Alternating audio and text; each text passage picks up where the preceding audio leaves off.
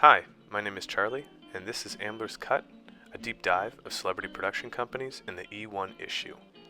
Ambler's Cut has used the past few weeks to perform a bit of an analysis of specific deals and production company valuations. As a result, we have made a puzzling discovery that we feel no one is really paying attention to. If it keeps on raining, love is going to break. If it keeps on raining. Let's start with two headlines. Just a reminder, in 2019, Hasbro acquired Entertainment One, E1, for a hefty $3.8 billion. Fast forward to 2023, and Lionsgate procured E1 at a significantly reduced cost. To make sense of this, we need to delve a little bit deeper, leading us to the second headline. In 2021, Reese Witherspoon's Hello Sunshine earned an impressive price tag of nearly $1 billion.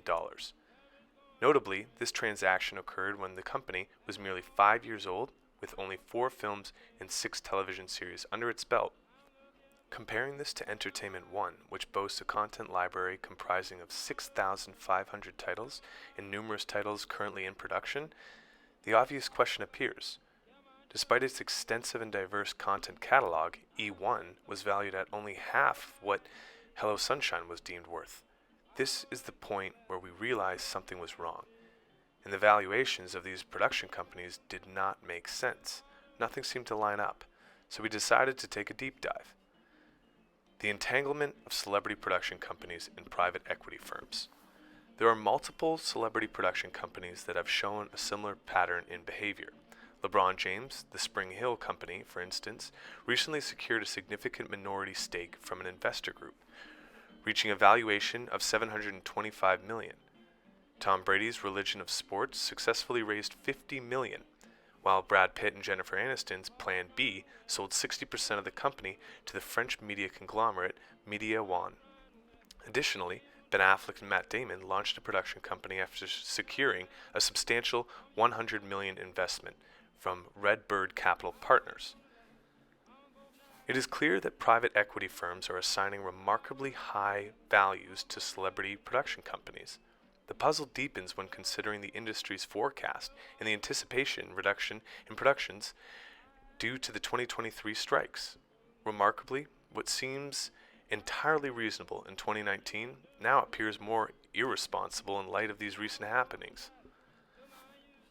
The content frenzy and consolidation era. In 2019, private equity firms likely viewed investments in these companies as highly promising. The beginning of the streaming wars and the demand for endless waterfall of content made such investments appear like a good idea. Larger studios also embraced this trend, heightening their production capabilities to meet the demands of the streaming era.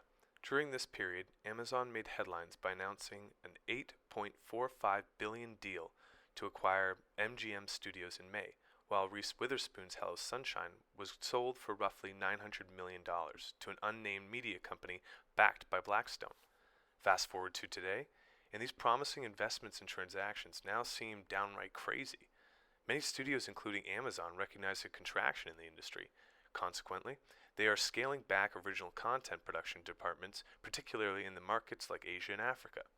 In John Colvin's Streaming Golden Age in Suddenly Dimming, he noted the number of adult scripted series ordered by TV networks and streaming companies aimed at U.S. audiences fell by 24% in the second half of this year, 2022, compared with the same period last year, 2021. Now, compare that with 2019, that is a 40% drop. These statistics unmistakably show a significant contraction within Hollywood's content department. Given such trends, Amazon's decision can make them look like a monster almost, but really and truly, they're just ahead of the curve. The content conundrum. As fewer shows are being produced, production companies such as Entertainment One and celebrity-driven companies are inevitably facing tough times. Any investor or buyer should be concerned. So, what makes all this so appealing? One of the best ways to show just how absurd this situation has become is by looking at the content library associated with both celebrity production companies and entities like Entertainment One. The Ambler recently drew up the valuations of these companies with their library content in order to show a cost per title metric. Essentially, this metric indicated the average price per title in a transaction. In the case of Hello Sunshine, the costs amount to roughly $42.9 million for a single title within their library, while Lionsgate would pay a mere $1.8 million per film/TV show. If this metric does not show the absurdity behind these transactions, then what possibly could? A possible answer and a conclusion. The way Ambler's Cut sees it, with Entertainment One, comes down to pure business. Look at the value of the company at its core. It all stems from discounted future cash flows multiplied by the growth rate.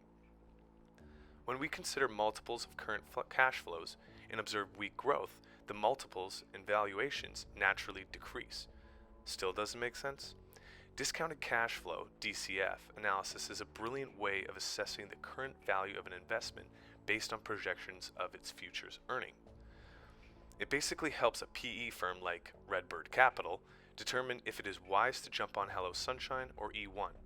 The analysis involves evaluating the present value of money to ascertain whether future cash flows surpass the initial investment's value. So with the sale of E1 to Lionsgate for $500 million, it shows that the company's multiples are really down. If they were up, Redbird Capital would have swallowed them up and put a nice billion-dollar bow on them. But then that begs the question, what the heck do these firms see in celebrity production companies? Why do private equity firms invest billions into celebrities and their companies?